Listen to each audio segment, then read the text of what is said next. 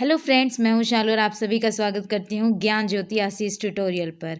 रोज की तरह जीके की 11th सीरीज लेकर के आई हूं जो कि इंडियन नेवी और एयरफोर्स एग्जाम के लिए बहुत ज़्यादा इंपॉर्टेंट रहने वाले हैं। चलिए स्टार्ट करते हैं। क्वेश्चन स्टार्ट करने से पहले मैं आप लोगों को बताऊं कि अनअकैडमी पर 7 बजे आज 7 बजे आशीष सर की क्लास है जो कि इंडियन नेवी और एयरफोर्स एग्जाम के लिए बहुत ज़्यादा इंपॉर्टेंट है। तो आप लोग 7 बजे आशीष सर की क्लास लेना ना भूलें। चलिए हम लोग अपने क्वेश्चन स्टार्ट करते हैं। क्वेश्चन नंबर 281, सशस्त्र सेना झंडा दिवस किस दिन मनाया जाता है? On what day is armed force flag day celebrated? तो सशस्त्र सेना झंडा दिवस किस दिन मनाया जाता है? तो 7 दिसंबर को सशस्त्र सेना झंडा दिवस मनाया जाता है। सशस्त्र सेना या झंडा दिवस भी बोल सकते हैं। और 7 ही दिसंबर को उड्डयन दिवस और 7 दिसंबर को ही झंडा दिवस भी मनाया जाता है। कल मैंने आपको थल सेना दिवस और नौसेना दिवस और वायुसेना दिवस बताए थे कि कब कब मनाया जाता है। तो वैसे ही झंडा दिवस कब मनाया जाता है? 7 दिसंबर को। Move to the next question. SEZ का पूर्ण रूप क्या है? What is the full form of SEZ? SEZ मतलब स्पेशल इकोनॉमी जोन। क्या होता है? Special economy zone. S stand for special, E economy, Z for zone, special economy zone. Move to the next question. विश्व स्वास्थ्य संगठन की स्थापना कब हुई? When was the world health organisation established? तो विश्व स्वास्थ्य संगठन जिसको बोलते हैं WHO की स्थापना कब हुई? तो 7 जून 1948 को, 1948 को, 7 जून 1948 को। तो इसको बोलते हैं WHO। इसकी स्थापना हुई थी 1948। ठीक है, 7 जून को, 7 जून 1948 को WHO को वर्ल्ड हेल्थ ऑर्गेनाइजेशन, कई बार फुल फॉर्म आ जाता है ये रहा, वर्ल्ड हेल्थ ऑर्गेनाइजेशन, विश्व स्वास्थ्य संगठन बोला जाता है। ये यूएनओ की एजेंसी है। और ये क्या काम करती है एजेंसी? क्या इसका काम होता है? ये अब देखो स्वास्थ्य संगठन है, स्वास्थ्य संगठन है, हेल्थ के बारे में लोगों को जागरूक करना, लोगों के स्वास्थ्य सुधार के लिए काम करना जो है वो WHO का काम होता है। कई बार एग्जाम में आता है कि WHO का मुख्यालय कहाँ पर है, हेडक्वार्टर कहाँ पर है? तो WHO का हेडक्वार्टर जिनेवा में है। कहाँ पर है? जिनेवा में। और जिनेवा स्विट्जरलैंड में। ठीक है, स्विट्जरलैंड में है, जिनेवा में है, जो कहाँ पर? स्विट्जरलैंड में है। तो WHO का मुख्यालय कहाँ है? जिनेवा में। एग्जाम में आता है।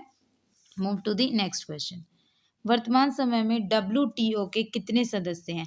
अभी आप लोगों ने WHO पढ़ा, तो वैसे ही WTO है। How many WTO member countries are there currently? अभी फिलहाल कितने हैं? तो 164 देश है। कितने हैं WTO में? कितने सदस्य हैं? 164। जैसे WHO था वर्ल्ड हेल्थ ऑर्गेनाइजेशन, तो यहाँ तो WTO है, तो यहाँ world trade organisation, T for trade होता है। ट्रेड मतलब व्यापार होता है। तो जैसे WHO का काम था स्वास्थ्य से रिलेटेड कामों को देखना, तो वैसे WTO भी यूएनओ की एजेंसी है, यूनाइटेड नेशन ऑर्गेनाइजेशन की एजेंसी है। इसका काम क्या होता है? जो राष्ट्रों के मध्य व्यापार होते हैं उनके नियम बनाना, उनका संचालन करना, उनकी देखरेख करना। जो व्यापार होते हैं मध्य में, जो राष्ट्रों के मध्य में व्यापार होते हैं उनके लिए WTO नियम बनाता है। तो world trade organisation, T stand for trade. ठीक है, 164 कंट्रीज। WTO में कितने सदस्य देश हैं? अभी 164। Move to the next question. Sambhar झील में गिरने वाली नदी कौन सी है? सांभर झील। What are the rivers falling in Sambhar lake? Sambhar झील में कितनी नदियां गिरती हैं? तो सांभर झील की बात करते हैं, ये कहाँ पर है? तो सांभर झील को बात करें तो खारे पानी की झील है। कौन सी? सबसे बड़ी खारे पानी की झील कौन सी है? देश की, हमारे देश की, इंडिया की सांभर झील है। ठीक है, सांभर झील है। और सांभर झील है कहाँ? तो ये राजस्थान में सांभर झील है, खारे पानी की झील है। और कहाँ पर है? ये राजस्थान में, जयपुर के पास में है। तो बोला गया है कि सांभर झील में गिरने वाली नदियां कौन सी हैं? तो इसमें 4 नदियां जो हैं वो गिरती हैं। कौन? What are the rivers falling in Sambhar lake? Sambhar झील में गिरने वाली नदियां कौन सी हैं? तो कौन कौन सी हैं वो 4 नदियां? यहाँ इसमें जो गिरती है वो है मैंथा नदी, रूपनगढ़ नदी, खारी और खंडेला नदी। ठीक है, तो ये खारे पानी की झील है, खारे पानी की झील है सांभर झील। कहाँ है? राजस्थान में है। 4 नदियां इसमें गिरती हैं, तो कौन कौन सी? मैंथा नदी, रूपनगढ़, खारी और Khandela. Move to the next question. 4 नदियां। आगरा की मोती मस्जिद का निर्माण किसने करवाया था? वो build the Moti Masjid of Agra. Agra के मोती मस्जिद का निर्माण किसने करवाया था? तो यहाँ पर देखिए, मैंने आप लोगों को बताया था कि जो मुगल काल था, किसी न किसी राजा का काल, बादशाह का काल जो है, सल्तनत सुल्तान का काल किसी न किसी चीज़ के लिए फेमस था। जैसे अकबर का काल जो है रिटर्न वर्क के लिए, लेखन कला का उसके चरम पर था अकबर के काल में। फिर मैंने बताया था कि जो शाहजहाँ था उसके टाइम पे स्थापत्य कला बहुत अच्छा था, मतलब जो ये मोती मस्जिद का निर्माण हो गया, जमा मस्जिद का निर्माण हो गया, तो ये स्थापत्य कला शाहजहाँ के टाइम पे बहुत अच्छा था। जहांगीर के टाइम पे चित्रकला शैली बहुत अच्छी थी। तो हर एक के टाइम पर जो है, मुगल के टाइम पर कुछ ना कुछ अच्छा था। तो मैंने आप लोग को बताया था कि स्थापत्य कला कब अच्छा था, तभी आगरा का मोती मस्जिद का निर्माण या जमा मस्जिद का निर्माण, ठीक है, शाहजहाँ ने करवाया था। लाल किले का निर्माण शाहजहाँ ने, और इसका काल को स्थापत्य कला का चरम काल, मतलब बहुत अच्छा स्थापत्य कला था शाहजहाँ के टाइम पे। तो आगरा की मोती मस्जिद का भी निर्माण किसने करवाया था? शाहजहाँ ने करवाया था। Move to the next question. Bharat की सबसे लंबी सड़क कौन सी है? Which is the longest road in India? तो भारत की सबसे लंबी सड़क पहले NH7 थी, जो अब नहीं है, अब NH44 है। कौन है? NH44। पहले NH7 थी, लेकिन अब वो नहीं करना है, अब NH44 है। एकदम से आपको याद रखना है कि NH44 सबसे लंबी सड़क है। अच्छा, अगर इसकी जगह आता कि सबसे छोटी सड़क कौन सी है, तो NH47A, ये सबसे छोटी का बता रही हूँ, ये तो सबसे बड़ी है। ये जो सबसे बड़ी वाली है NH44, वो जो है श्रीनगर से कन्याकुमारी, मतलब श्रीनगर से दक्षिण में कन्याकुमारी तक है। श्रीनगर से कन्याकुमारी सबसे लंबी सड़क मार्ग जो है NH44। सबसे छोटा बोला जाए तो NH47A, ये केरल के एर्नाकुलम से कोच्चि तक ही है। केरल के एर्नाकुलम से कोच्चि तक है। तो सबसे छोटा है NH47A और सबसे बड़ा है NH44। NH44 पहले आता है, 44 तो ये बड़ा है, ठीक है, और NH47A बाद में, 44 के बाद ही आता है, तो ये बाद में है, तो ये छोटा है। ये केरल में एर्नाकुलम टू कोच्चि है, ये श्रीनगर टू जम्मू कश्मीर है। Move to the next question. 288 number का क्वेश्चन, गांधी इरविन समझौता किससे संबंधित है? With whom is the Gandhi Irwin pact related? Gandhi Irwin समझौता किससे संबंधित है? तो पहले समझते हैं गांधी इरविन समझौता था क्या। देखो, सेकंड गोलमेज सम्मेलन हुआ था, ठीक है, 3 गोलमेज सम्मेलन हुए हैं, पहला, दूसरा, तीसरा। तो जो सेकंड गोलमेज सम्मेलन था, सेकंड गोलमेज सम्मेलन में ही जो था, सेकंड गोलमेज सम्मेलन में ही ये समझौता हुआ था, गांधी और इरविन समझौता। गांधी और इरविन क्यों? गांधी जी यानी महात्मा गांधी शामिल थे, इरविन तब का लॉर्ड इरविन वायसराय था, हेड था। तो लॉर्ड इरविन था और इधर गांधी जी थे। दोनों ने द्वितीय गोलमेज सम्मेलन में भाग लिया था, और इसी को गांधी इरविन समझौता बोला गया था। ये समझौता किससे संबंधित था? तो ये नमक कानून से, जो अंग्रेज नमक पर टैक्स लगाते थे, तो ये नमक कानून से संबंधित था। तो बोला गया कि किससे संबंधित था, तो हमें पता है नमक कानून को सविनय अवज्ञा आंदोलन बोला जाता है। तो ये क्या हो जाएगा? सविनय अवज्ञा आंदोलन से संबंधित था। नमक कानून को सविनय अवज्ञा आंदोलन या दांडी मार्च बोला जाता है, सविनय अवज्ञा आंदोलन बोला जाता है। Move to the next question. 289, प्रसिद्ध विरूपाक्ष मंदिर कहाँ अवस्थित है? Where is the famous Virupaksha temple located? तो विरूपाक्ष मंदिर कहाँ पर स्थित है? तो ये हम्पी में स्थित है। हम्पी कहाँ? कर्नाटक, जिसको क्या बोला जाता था? विजयनगर बोला जाता था। विजयनगर की राजधानी को हम्पी बोला जाता था। कहाँ पर? कर्नाटक में, विजयनगर में, ठीक है। तो प्रसिद्ध विरूपाक्ष मंदिर कहाँ पर है? हम्पी में, कर्नाटक में Hampi. Move to the next question. 290 number का क्वेश्चन, इन्वेस्टर प्रोटेक्शन फंड किस संस्था ने स्थापित किया है? Which institute has established investor protection fund? Investor protection fund किसके द्वारा स्थापित किया गया है? पूंजी मुद्दे ने स्थापित किया, कैपिटल इशू ने, DLF ने, सेबी ने, या अन्य ने? ठीक है, तो किसने स्टार्ट किया है? इन्वेस्टर प्रोटेक्शन फंड स्टार्ट किया है सेबी ने। किसने किया है? सेबी ने। अब सेबी को क्या बोला जाता है? ये तो शॉर्ट फॉर्म है, इसको एब्रीवेशन है ये, तो इसका फुल फॉर्म क्या होगा? The security and exchange board of India. Security securities and exchange board of India. चलिए move to the next question. विश्व एड्स दिवस कब मनाया जाता है? When is world AIDS day celebrated? तो विश्व एड्स दिवस कब मनाया जाता है? 1 दिसंबर को एड्स दिवस मनाया जाता है। 1 दिसंबर को एड्स दिवस मनाया जाता है। ठीक है, 1 दिसंबर को क्या मनाया जाता है? एड्स दिवस मनाया जाता है। फिर देखिए, मैंने कल के वीडियो में आपको यहाँ 12 जनवरी आया है, तो इससे भी याद कर लेते हैं 12 जनवरी को क्या मनाया जाता है। 12 जनवरी को स्वामी विवेकानंद के जन्म दिवस को राष्ट्रीय युवा यूथ डे बनाया जाता है। नेशनल यूथ डे यानी राष्ट्रीय युवा दिवस बनाया जाता है। और 1 मई को, ये तो सबको याद होना चाहिए, 1 मई को क्या बनाया जाता है? विश्व श्रमिक दिवस, लेबर डे बनाया जाता है। श्रमिक दिवस, ठीक है, श्रमिक दिवस मनाया जाता है, लेबर डे मनाया जाता है। 1 दिसंबर को एड्स दिवस मनाया जाता है। 12 जनवरी कल ही पढ़ाया था कि स्वामी विवेकानंद की याद में, जिनका बचपन का नाम नरेंद्र नाथ दत्त था, उनके जन्मदिन को राष्ट्रीय युवा दिवस जो है वो 12 जनवरी को बनाया जाता है। फिर मैंने आप लोगों को बोला था कि जो 1 मई, यहाँ पर 1 मई है, 1 मई को विश्व श्रमिक दिवस यानी विश्व वर्ल्ड लेबर डे बनाया जाता है। Move to the next question. 292। एशियाई खेल के जनक कौन है? Who is the father of Asian sports. तो एशियाई खेल के जनक कौन है? तो हमने महात्मा गांधी को नहीं सुना, उन खेल के जनक एशियाई के, ना जवाहरलाल नेहरू ना इंदिरा गांधी। तो लास्ट ऑप्शन है गुरुदत्त सोंधी। तो जो प्रोफेसर गुरुदत्त सोंधी जो है वो एशियाई खेल के जनक कहे जाते हैं, professor Gurudutt Sondhi. Move to the next question.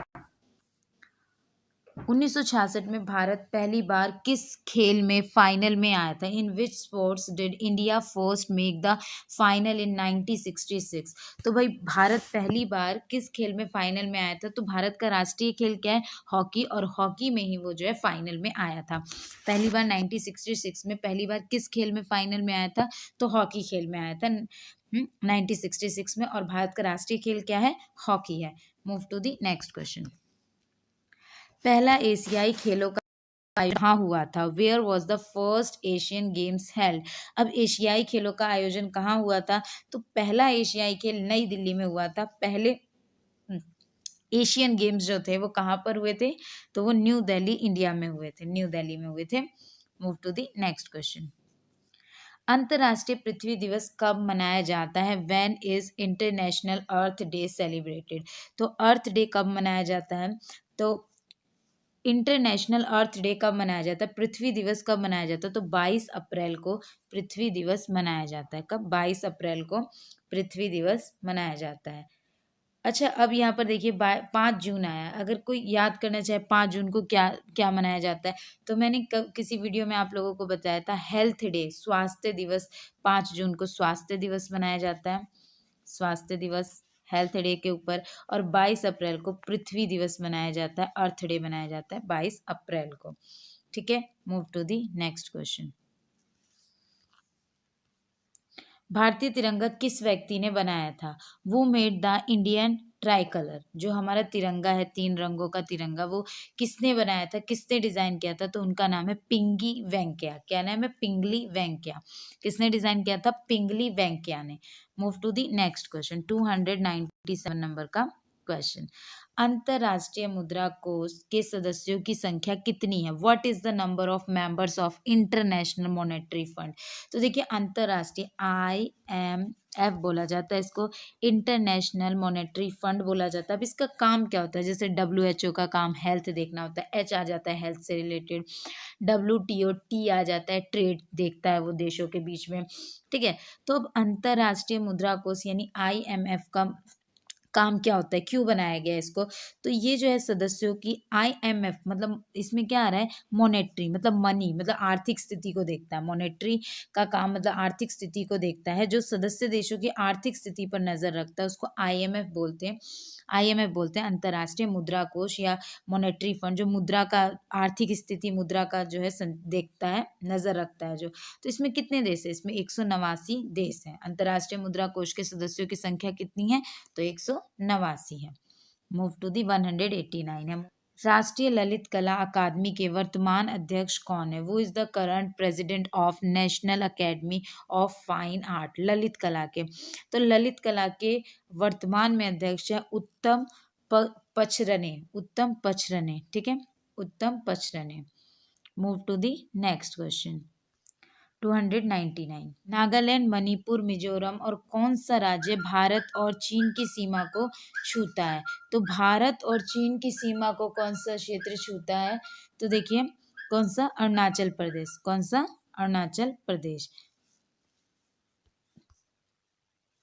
कौन सा छूता है? अरुणाचल प्रदेश। क्योंकि आपने देखा, अब इसमें लिखा है चीन की सीमा को छूता है, भारत और चीन की सीमा को। तो भारत और चीन की सीमा को अब आप खुद ही अंदाजा लगाइए, चीन उधर है, ठीक है, अब केरल इधर साउथ में है तो केरल को छुएगा नहीं, पंजाब ऊपर उत्तर की साइड है, इधर पाकिस्तान को टच करता है, इधर तो है नहीं कि वो उसको छुएगा, ठीक है। उसके बाद बिहार भी नहीं है, तो क्या आएगा? अरुणाचल प्रदेश, जो इधर लगता है, चीन के पास लगता है, ठीक है। Move to the next question. निम्न में से किस गोलार्ध में हम्बोल्ट जलधारा बहती है? In which of the following hemispheres the Humboldt streams flow? तो जो हेम्बलट धारा है वो किस गोलार्ध में बहती है? उत्तरी गोलार्ध होता है, दक्षिणी गोलार्ध होता है, पूर्वी गोलार्ध, पश्चिमी गोलार्ध, है ना। तो किस गोलार्ध में हेम्बोल्ट जलधारा बहती है? तो हेम्बोल्ट जलधारा दक्षिणी गोलार्ध में बहती है, हेम्बोल्ट जलधारा दक्षिणी गोलार्ध में बहती है। Move to the next question. Europe का गर्म कंबल का इनमें से किस जलधारा को कहा जाता है? विच of the following is called the warm blanket of Europe? तो ये गर्म जलधारा किसको कहा जाता है? तो गल्फ स्ट्रीम की जलधारा जो है गर्म जलधारा है, तो इसको कंबल कहा जाता है क्योंकि गर्म है, तो गर्म जलधारा है। तो गल्फ स्ट्रीम जो है उसको गर्म कंबल कहा जाता है क्योंकि गर्म जलधारा है, इसलिए इसको गर्म कंबल कहा जाता है, gulf stream. Move to the next question. पूरे भारत के कितने प्रतिशत क्षेत्रफल पर मैदानी भाग पाया जाता है? तो कितने प्रतिशत क्षेत्रफल पर मैदानी भाग पाया जाता है? तो पूरे भारत के 44% पर मैदानी भाग पाया जाता है। देखो, भारत में पर्वतीय भाग भी हैं, भारत में मैदानी भाग भी हैं, नीचे देखोगे तो प्रायद्वीपीय क्षेत्र भी है, मरुस्थलीय क्षेत्र भी है, ठीक है, तटीय क्षेत्र भी है। तो मैदानी क्षेत्र कितना है? जो बीच का हिस्सा देखते हो मैप में, तो मैदानी क्षेत्र जो है 44% है। Move to the next question. निम्न में से किस देश में ग्रेट स्लेव झील स्थित है? In which of the following countries is the great slave lake जो है वो स्थित है? तो ग्रेट स्लेव लेक कहाँ पर स्थित है? कनाडा में। कहाँ पर है? कनाडा में। ग्रेट स्लेव लेक कहाँ पर है? कनाडा में है। Move to the next question. महिलाओं को मताधिकार देने वाला विश्व का पहला देश कौन सा था? Which is the first country in the world to give women suffrage? जो महिलाओं को मताधिकार देने वाला पहला देश था, उस देश का नाम क्या था?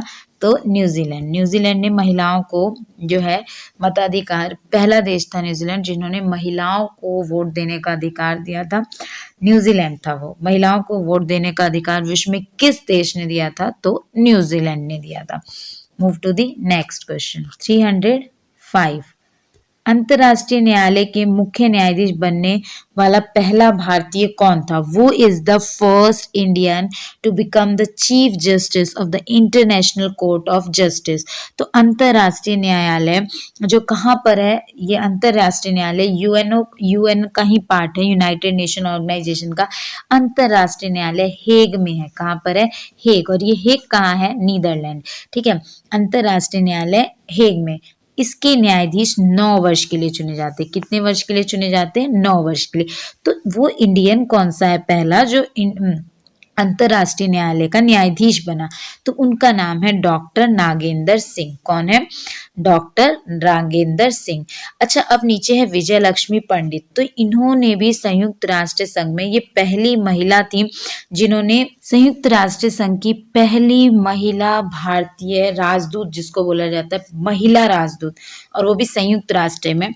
तो कौन थी? विजय लक्ष्मी पंडित थी। लेकिन इंटरनेशनल कोर्ट में जो हैग में नीदरलैंड में है, तो वहां के मुख्य न्यायाधीश, और वो भी इंडियन, वो कौन थे? पहले नागेंद्र सिंह थे। Move to the next question. Rajiv Gandhi की समाधि किस नाम से जानी जाती है? By what name is the tomb of Rajiv Gandhi known? Rajiv Gandhi की समाधि किस नाम से राजीव गांधी की समाधि किस नाम से जानी जाती है? By what name is the tomb of Rajiv Gandhi known? तो देखिए अब यहाँ पर है राजीव गांधी की समाधि को किस नाम से जाना जाता है? तो उनकी समाधि को बोला जाता है वीर भूमि। क्या बोला जाता है? वीर भूमि। ठीक है, तो अब यहाँ पर बहुत सारे समाधियों के नाम है हमें बताने हैं। जैसे आ गया महाप्रयाण घाट किसका है? तो ये महाप्रयाण घाट किसकी समाधि है? ये डॉक्टर राजेंद्र प्रसाद की समाधि है। किसकी समाधि है? डॉक्टर जो हमारे पहले राष्ट्रपति हैं थे डॉक्टर राजेंद्र प्रसाद, उनकी समाधि है। ठीक है, राजेंद्र प्रसाद की समाधि है महाप्रयाण घाट। राजघाट सबको पता है गांधी जी की समाधि है। ठीक है, फिर वीर भूमि राजीव गांधी की समाधि है। अभय घाट मोरारजी देसाई है। मोरारजी देसाई जो थे उनकी समाधि है, मोरारजी देसाई। ठीक है, अगर आ जाता है कि महाप्रयाण घाट किसकी समाधि है, तो ये राजेंद्र प्रसाद जी की समाधि है। राजघाट गांधी जी की समाधि है। वीर भूमि राजीव गांधी की समाधि है और अभय घाट मोरारजी देसाई की समाधि है। Move to the next question. Veer Bhumi, तो राजीव गांधी की समाधि का नाम क्या है? वीर भूमि। राजघाट गांधी जी की समाधि है। Move to the next question.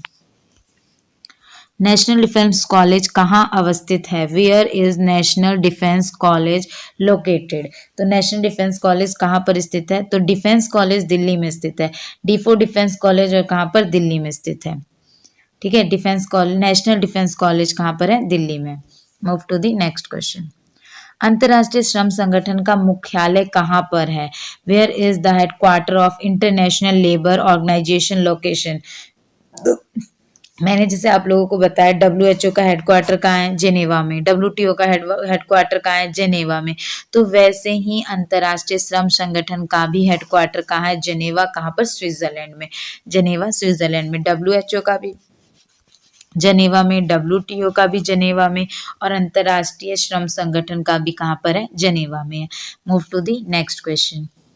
GDP का पूरा फुल फॉर्म बताओ। What is the full form of GDP? तो आप बता सकते हैं ग्रॉस डोमेस्टिक प्रोडक्ट। ठीक है, एक साल में एक देश में, ये एक साल के लिए मेजर किया जाता है। एक साल 1 ईयर के लिए मेजर किया जाता है। एक साल में एक देश में वस्तुओं और सेवाओं के उत्पादन को ही ग्रॉस डोमेस्टिक प्रोडक्ट कहते हैं, जीडीपी कहते हैं। ठीक है, ग्रॉस डोमेस्टिक प्रोडक्ट। ठीक है, एक साल में एक देश के अंदर जो भी वस्तुओं और सेवाओं का उत्पादन है उसको ही ग्रॉस डोमेस्टिक प्रोडक्ट बोलते हैं। Move to the next question 310।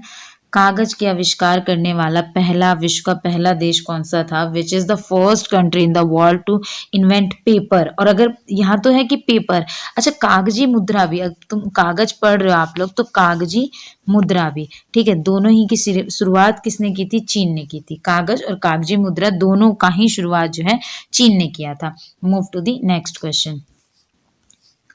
एशियाई विकास बैंक का मुख्यालय कहाँ है? Where is the headquarter of Asian development bank located? बहुत इंपॉर्टेंट क्वेश्चन है कि एशियाई बैंक का मुख्यालय कहाँ है। जैसे WTO का, WHO का, ठीक है, ये जेनेवा में है, स्विट्जरलैंड में। वैसे एशियाई विकास बैंक का कहाँ पर है मुख्यालय? मनीला में है। मनीला कहाँ? फिलीपींस। फिलीपींस की राजधानी है मनीला, तो एशियाई विकास बैंक का मुख्यालय कहाँ पर है? मनीला में है। Move to the next question. Spain का राष्ट्रीय खेल क्या है? What is the national sport of Spain?